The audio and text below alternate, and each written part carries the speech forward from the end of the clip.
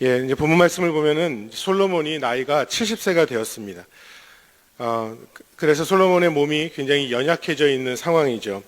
이제 다윗의 넷째 부인인 핫깃의 아들 아도니아가 이 상황 속에서 자신이 무언가가 되고자 치고 일어섭니다. 큰아들 암놈은 살해당했고 둘째 길르앗은 어린 나이에 죽었습니다. 셋째 압살롬은 역모를 꾀하다가 죽었고 요압의 칼에 맞아서 죽었죠. 그러니까 누가 보기에도 순서는 아도니아, 네 번째 아들이니 아도니아가 왕좌를 차지할 것이라고 생각했습니다. 그런 명분을 가지고 있던 아도니아는 40년간 다윗의 군대 장관으로 활약했던 요압과 대제사장 아비아달이 부추김과 함께 이들과 함께 연합하여서 헤브론 등지에서 지지 세력을 얻어서 힘을 규합하고 이 소할렛이라는 곳에서 왕의 출정식을 준비합니다. 그러자 그의 동태를 살피고 있던 이스라엘 족속들, 그리고 다윗의 친위 대장 브니야와 부하 장수들, 그리고 제사장 사독, 그리고 선지자 나단이 솔로몬을 왕으로 세우고자 노력을 하는 장면들이 이 앞전에 있습니다. 그들이 모여서 대책회의를 하던 중에 선지자 나단이 솔로몬의 어머니 바세바에게 이런 간청을 합니다. 다윗에게 가서 지금 이 순간을 그대로 이야기하도록 직언해야 한다라고 말하는 것이죠. 더 이상 지금처럼 지체했다가는 아도니아가 왕이 되고 이제 솔로몬과 그 주변에 있던 사람들은 다 숙청당할 수 있는 위기에 놓인다는 것입니다. 바세바는 다윗에게 아도니아의 일을 그대로 말했고요. 예전에 솔로몬을 왕으로 세워주겠다고 말했던 다윗의 약속을 기억해 달라고 말합니다. 그리고 만일 맹세를 어긴다면 자신은 물론이거니와 솔로몬도 위험에 빠질 것이라고 그렇게 말을 합니다. 이 솔로몬의 이름을 하나님께서 나단 선지자를 통해서 주신 이름이 있는데 그게 뭐냐면 여다디아라는 이름입니다. 이 여다디아라는 이름의 뜻은 여호와께서 사랑하는 자라는 이름이에요. 그러니까 지금 여호와께서 사랑하는 자 솔로몬도 지금 이 아도니아가 왕이 되는 순간 생명이 위태로워지는 상황에 놓이게 된다라고 말합니다. 그 직후에 나단이 또 다윗을 찾아가서 바세바의 말이 진짜라고 확증해 주죠.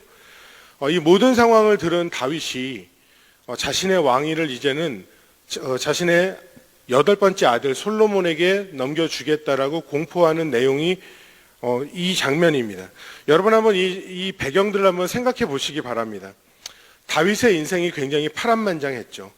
이스라엘의 왕인데 광야에 쫓겨서 광야에서 지냈던 날이 정말 많았던 왕입니다. 그와 더불어서 이스라엘도 많은 풍파를 경험했습니다. 이 말씀 속에서 보면은 다윗이 자신의 왕자를 넘겨줄 그 후대 왕을 놓고서 기도했다는 구절이 나오지는 않지만 여러분 다윗이 생각해 볼 때 이것이 얼마나 중요한 기도의 제목이었겠어요. 다윗을 뭐라고 평가하십니까? 하나님께서 다윗을 보실 때 반복적으로 하시는 말씀이 그의 연약함에도 불구하고 그는 내 마음에 합한 자라고 주님께서 말씀하십니다. 분명히 잘못한 것도 다윗에게는 많이 있고 범죄도 했고 그가 무기력하거나 무능한 모습도 보이는 순간들이 있는데 그럼에도 불구하고 하나님께서는 다윗을 나의 기뻐하는 자, 하나님이 기뻐하시는 나의 마음에 합한 자라고 불렀다는 것이죠. 그러면 다윗에게 있어서 자신의 왕위를 이어받아야 되는 그 후대 왕은 누가 되어야 되겠습니까? 다윗에게 있어서의 기준은 하나님이 기뻐하는 자, 하나님의 마음에 합한 자가 돼야지 되는 것입니다. 그런데 누가 적합하겠습니까? 8명의 부인이 있었습니다. 그리고 다윗에게는 18명의 아들들이 있었습니다. 굉장히 많았죠. 이 중에 누가 다윗의 마음에 합한 자였겠습니까? 다윗의 내리 속에는 초대 왕이었던 사울이 하나님으로부터 범죄하여서 하나님께서 그를 버리신 그러한 사건이 그의 뇌리에는 얼마나 생생하게 기억되어 있겠습니까? 그런데 왕자들을 보니 첫째 암논, 둘째 길르압, 셋째 압살롬 이미 다 죽었습니다. 그리고 넷째 아도니아는 반란을 준비합니다. 여러분 한국 역사 잘 아십니까? 저도 잘은 모르는데 가끔 가서 접할 기회가 있으면은 읽게 되고 또 가끔 유명한 드라마들 나오면은 보게 되는데 예전에 즐겁게 봤던 드라마가 갑자기 제목이 생각이 안 나네요. 육룡이 나르샤, 여러분 혹시 아십니까, 여러분? 예, 고려 말기에 이제 조선 초 이성기의 건국을 둘러싸고 주인공인 이방원과 정도전이 여러 가지 사상적으로 맞서면서 결국에는 이방원이 왕자의 난을 2번이나 일으켜서 조선의 3번째 왕이 되는 그러한 내용입니다. 보면서 한국이라는 나라에, 조선이라는 나라에 이토록 많은 그런 그 안에서 분쟁이 있었고 이렇게 심각한 일들이 벌어졌었고 수많은 사람들이 죽어갔고 나라가 망하고 또 새로운 나라가 일어나면서 이러한 일들이 있었구나라는 생각을 합니다. 역사의 흐름으로 저희들은 이것을 보지만 그 당시를 생각해 본다면 이것이 얼마나 참혹한 그 싸움이었겠습니까?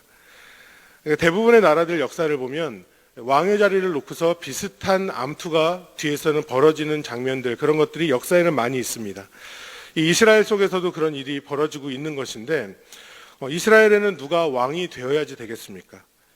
하나님께서 기뻐하시는 자, 하나님 마음에 합한 자가 왕이 되어야 하는데 그렇다면 다윗의 생각에 그럴 수 있는 왕이 누구겠습니까? 여다디아라는 이름을 받은 하나님께서 사랑하는 자 솔로몬이 왕이 되어야 되지 않겠습니까? 그러니까 결국에는 다윗이 솔로몬을 왕으로 결정하는 것입니다. 다윗은 제사장 사독과 선지자 나단과 분이야를 불러서 자기의 노새에 솔로몬을 태우고 기혼으로 가게 합니다. 거기에서 그 나팔을 불고 뿔에다가 기름을 받아다가 솔로몬을 왕으로 기름 부어서 왕으로 세우도록 하죠. 그리고 그곳에서 사람들이 솔로몬 왕 만세를 외치도록 합니다. 이때 솔로몬의 나이가 몇 살이었냐면 12살이었어요. 굉장히 어린 나이였었고 굉장히 연약할 수 있는데 다윗이 후대로 세우고 하나님께서 이스라엘의 3번째 왕으로 세워주신 솔로몬은 이 순간부터 40년을 이스라엘을 통치하면서 이스라엘의 번영기를 맞이하게 되죠. 이게 오늘 말씀의 배경입니다. 특별히 솔로몬이 오늘 말씀에서는 즉위하는 장면에 대해서 오늘 상세히 보여주고 있고요. 아도니아가 두려워하는 순간들, 그 모습들을 오늘 본문에서는 나타냅니다. 저는 이 장면을 보면서 굉장히 여러 가지 묵상을 했습니다. 다윗에게 있어서는 나이가 들어서 기력이 없는 순간입니다. 반란이 일어나도 제압할 수 없고 명철하게 분석해서 무엇을 계획할 수도 없는 그런 상황입니다. 넷째 아들 아도니아에게 반란의 조짐이 보였겠지만 어떻게 대응해야 할지 막막했던 순간입니다. 더군다나 아도니아의 반란을 돕는 자들은 다윗의 최측근들이었습니다. 군대장관 요압, 제사장 아비아달. 다윗에게는 군대를 대표하는 자와 영적인 제사를 대표하는 자, 이 둘이 다윗에게 돌아서서 아도니아와 함께 반란을 일으킨 것이죠. 다윗의 마음은 이 순간에 어떠하였을까요? 그리고 다윗의 주변인들, 다윗의 아내들과 아들들은 너무나 두려워 떨지 않았겠습니까? 그리고 온 이스라엘은 이 소식을 접할 때마다 얼마나 나라가 혼란에 빠졌겠습니까? 하나님의 나라, 이 이스라엘, 그 나라의 왕이 하나님께서 택하시고 부르시고 기름 부어 세운 왕이 아니라 칼로 장악하고 야망으로 세워진 왕이라면 하나님께서 축복하실까 하는 두려움이 이들에게, 다윗에게는 들었을 것입니다. 그런데 오늘 본문을 통해서 저희들이 아는 것은 이것입니다. 여러분, 우리가 이것을 기억해야 됩니다. 우리의 하나님은 정의의 하나님이십니다. 우리의 하나님은 지존하시고 전능하신 하나님이라는 사실을 기억하셔야 됩니다. 우리의 눈에 볼 때는 위협적이고 이것은 정말 너무나 인간적이고 악한 것인데 우리가 어찌하지 못하는 순간이 우리에게 닥친 것 같다 할지라도 그 순간에 우리 하나님께서는 일을 하고 계시고 그 순간에 하나님께서는 하나님의 뜻대로 계획대로 저희를 인도하신다는 겁니다. 오늘 본문의 밧세바는 다윗에게 내 주 다윗 왕이여 만수세하옵소서 이렇게 말하고 사독과 나단과 그리고 분이야가 솔로몬을 다윗의 노새에 태우고 기름 부어 세운 다음에 나팔을 불면서 솔로몬 왕이여 만수세하옵소서 이렇게 말하였을 때 이들을 따랐던 수많은 백성들이 큰 환호성을 지르며 이 소리가 얼마나 컸는지 땅이 진동하는 듯 했다는 것이죠. 여러분, 이 장면이, 이 모습을 보면 이것이 궁극적으로 누구의 계획입니까? 우리가 알아야 되는 것은 첫 번째가 이것입니다. 우리의 하나님은 계획하시는 하나님이시고 계획대로 이루시는 하나님이라는 사실입니다. 우리의 인생에서도 마찬가지입니다. 내가 생각하건 계획했건 그러지 않건 이거와 관계없이 하나님께서는 내 인생에 계획이 있으시고 내 인생을 향한 하나님의 뜻이 있어서 그것을 그대로 이루시고 인도하여 가신다라는 겁니다. 솔로몬은 이스라엘의 세 번째 왕으로서 계획하신 분도 하나님이시고 지금 이 순간 하나님의 때가 되어서 하나님께서는 그대로 일을 하셨다는 것이죠. 어떤 사람이 어떤 말을 하고 계획을 세웠고 어떤 모략을 짰는지 이것이 중요한 것이 아니라는 겁니다. 하나님께서는 하나님의 전능하신 하나님께서 그 놀라운 구원의 역사 속에 하나님께서는 계획이 다 있으시고 그 계획을 이루어 가신다는 것, 우리가 이것을 기억할 수 있기를 간절히 바랍니다. 여러분, 다윗의 믿음이 탁월했던 이유가 무엇입니까? 물론 오늘 본문을 보면 다윗이 나이가 들어 기력이 없다고 말했는데, 그러나 정말 다윗이 아무것도 안 하고 있었던 것만은 아니라고 생각합니다. 하나님의 마음에 합한 자였던 다윗이 이 순간까지도 하고 있었던 것은 주님 앞에 기도하고 기다리며 하나님의 일을 기대했다는 것이죠. 그리고 마침내 주님의 일을, 주님의 계획대로 하신 이 일들을 다윗은 자신의 눈으로 보게 된 것입니다. 48절을 보면 뭐라고 말씀을 합니까? 이스라엘의 하나님 여호와를 찬송하리로다. 여호와께서 오늘 내 왕자 위에 앉을 자를 주사 내 눈으로 보게 하셨도다. 주께서, 하나님께서 주사 내가 보게 되었다, 이렇게 말씀하죠. 그러니까 다윗은 내가 참 바른 결정했다, 내가 옳았다, 다윗은 이렇게 말하지 않았습니다. 인간의 눈에는 다윗이 연약해서 아무것도 할 수 없는 듯이만 보였지만 다윗은 끝까지 하나님께서 일하심을 기다리고 있었던 것입니다. 끝까지 하나님께서 응답해 주시기를, 확신을 주시기를 기다리고 있었던 것이죠. 이 기다림은 막연한 기다림이 아니라 믿음의 기다림입니다. 여러분, 우리의 인생에도 중요한 결정의 순간이 있지 않습니까? 하나님께서 속히 응답해 주셔야지만 되는 그러한 순간들이 우리에게 있지 않습니까? 내 인생을 계획해야 되는데 너무나 중요해서 어떻게 해야 할지 모르고 당황만 되는 순간이 우리에게 혹시 있지 않습니까? 여러분, 중요할수록 그리고 급할수록 저와 여러분이 알아야 하는 것이 있습니다. 하나님께서는 하나님께서 친히 내 삶에 일하시도록 나는 낮아지는 순종이 필요합니다. 그리고 기다리고 주님께서는 반드시 역사하신다라는 흔들림 없는 믿음이 필요합니다. 지금 이 자리 주님의 역사를 간구하는 모든 분들께 성령 하나님께서 순종과 믿음을 저희 가운데 허락해 주시기를 간절히 소망합니다. 내가 일하는 것이 아니라, 내가 먼저 앞서는 것이 아니라 주님이 응답 주시고 주님이 앞서 일하시고 나를 이끌어 주실 때 따라가며 기다림의 축복, 그리고 주님을 따라갔을 때 주님의 역사를 볼 수 있는 그런 축복된 삶을 사는 저와 여러분 될 수 있기를 간절히 소망합니다. 두 번째로 알아야 하는 것이 있습니다. 그것은 우리의 하나님은 공의의 하나님이라는 사실입니다. 오늘 하나님은 이 본문에서 하나님의 공의를 실천하시죠.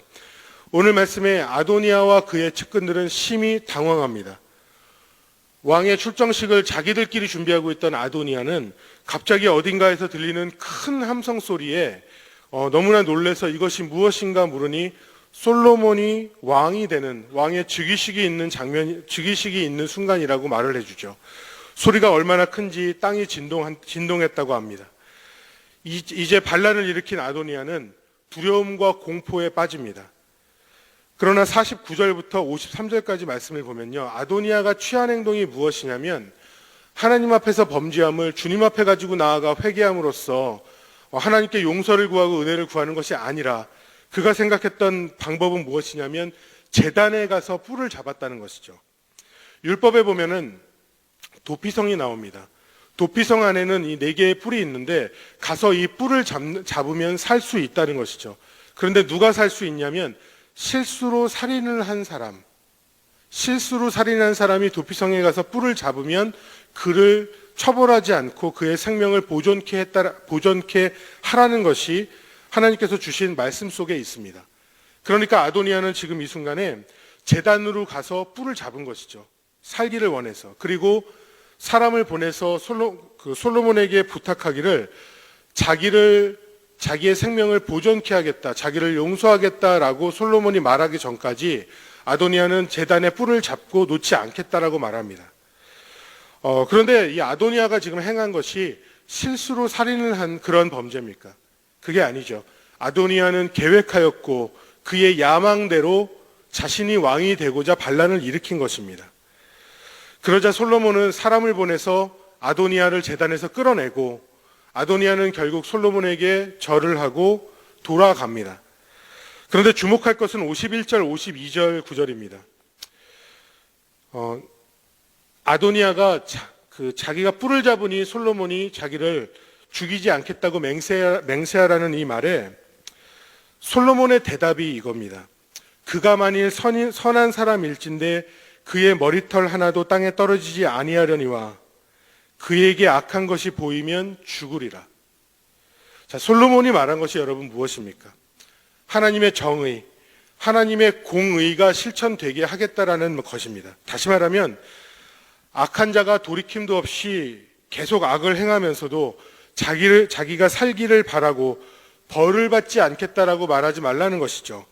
하나님의 때에 하나님께서 왕을 세우실 때에 하나님께서는 반드시 심판하실 것이다 라고 솔로몬은 지금 말하고 있는 것입니다. 사랑하는 여러분, 이 심판의 때가 오늘 본문에서는 언제입니까? 이제 잠시 장면이 지나면 내일 본문으로 넘어가면 솔로몬이 이제 아도니아가 죽게 되고 또 요압이 죽게 되는 장면들이 나옵니다. 그 심판의 때가 언제냐면 왕이 다시 세워졌을 때, 왕이 다시 나타났을 때죠. 다시 하나님의 공의가 온 땅에 세워지는 순간이 될 것이라는 것입니다. 말씀을 적용해서 볼 때 여러분, 우리의 삶에도 보면 우리가 종종 신음하는 때는 무엇이냐면 정의롭지 못한 사람들, 악한 사람들의 모습을 우리들이 볼 때가 있지 않습니까? 세상의 법을 조롱하는 것 같은 정말 무법으로 살아가는 사람들을 보는 것 같지 않습니까? 너무나 말도 안 되는 일들이 벌어지는 것 같지 않습니까? 심지어 여호와 하나님을 조롱하고 믿는 자들을 박해하는 자들이 오히려 더 안전하고 평안하게 사는 장면들을 우리들은 매스컴을 통해서 볼 수 있지 않습니까? 그런데 여러분, 이 땅에 하나님의 정의가 언제 온전하게 완전하게 세워지는 그 순간이 여러분 언제겠습니까? 그 순간은요, 우리의 진정한 왕이신 예수님께서 다시 오시는 그때입니다. 우리의 진정한 왕의 귀환, 그때에는 믿는 자들에게는 영광스러운 구원의 순간이지만 믿지 않는 자들에게는 심판과 영원한 형벌이 있습니다. 이것은 성경에 기록되어 있는 것이고 반드시 일어날 역사라는 것입니다. 여러분, 이 믿음을 오늘 붙잡을 수 있기를 간절히 소망합니다. 여러분, 끝까지 충성하시고 주님께서 주신 사명으로 사시기를 바랍니다. 왕이신 예수님께서 다시 오신다는 것이죠. 우리 예수님 다시 오신다는 거죠. J.R. 톨킨의 반지의 제왕이라는 그 책이 굉장히 유명한데 영화로도 만들어졌습니다. 이 영화로 만들어질 때 처음에 나온 영화 시리즈의 세 번째 책의 제목이 왕의 귀환이죠. 이 영화 보면은 굉장히 좋아하시는 분도 있고 아주 지루하게 보시는 분들도 계시는데 저는 굉장히 아주 익사이팅하면서 봤던 영화입니다. 그런데 이 내용에 어떠한 대목이 등장하냐면 이런 얘기를 해요. 영화 속에 계속해서 하얀색의 이 굵은 나무가 등장합니다. 이 백색 나무가 등장하는데 주인공이 이런 질문을 해요. 왜 꽃들이 피지도 않는 이 나무를 지킵니까? 라는 이야기를 해요. 왜 꽃도 피지 않는 이 나무, 아무 의미 없고 힘만 빠지는 것 같은 이 나무를 왜 지킵니까? 그랬더니 이들의 리더가 하는 대답이 이렇습니다. 언젠가 왕이 오면 꽃이 필 것이라는 희망 때문이다. 이런 이야기를 해요. 저희들에게도 같은 적용을 할 수 있는데 여러분, 우리가 신앙생활을 하는 것, 그리고 신앙의 양심을 지키는 것, 억울해도 참고 인내하고 오히려 용서하는 것, 우리가 예수님을 닮아서 선한 섬김을 하는 것, 그리고 복음의 사명으로 예수님을 전하는 것, 어쩌면 이 모든 것들을 말씀에서 주시기에 우리가 열심히 하지만 때로는 우리가 큰 열매를 보지 못할 수도 있다는 것입니다. 그런데 그렇지만 우리들은 그 길을 계속해서 가야 하는 것입니다. 왜냐하면 우리의 진정한 왕이신 예수님께서 다시 오시기 때문에 그분이 우리에게 주신 사명을 우리가 완수하기를 원하시고 그분이 오셨을 때에 우리를 보시며 정말 잘했다고, 정말 충성되게 했다고 주님께서 말씀해 주시는 이 말씀, 그것을 기대하면서 우리들은 지금도 주님 주신 사명대로, 하나님 주신 말씀대로 우리는 살아가야 한다는 것입니다. 사랑하는 여러분, 주님 다시 오시는 그 마지막 날에 우리의 믿음의 삶이 꽃이 필 것이고 열매 맺는 영광스러운 순간을 우리는 맞이하게 될 것이라고 믿습니다. 마라나타라고 말하죠. 주 예수여 어서 오시옵소서. 그날 왕의 귀환을 믿고 기대하며 지금의 이 순간을 믿음으로 살아갈 수 있는 저와 여러분 될 수 있기를 우리 주 예수님의 이름으로 간절히 축원합니다.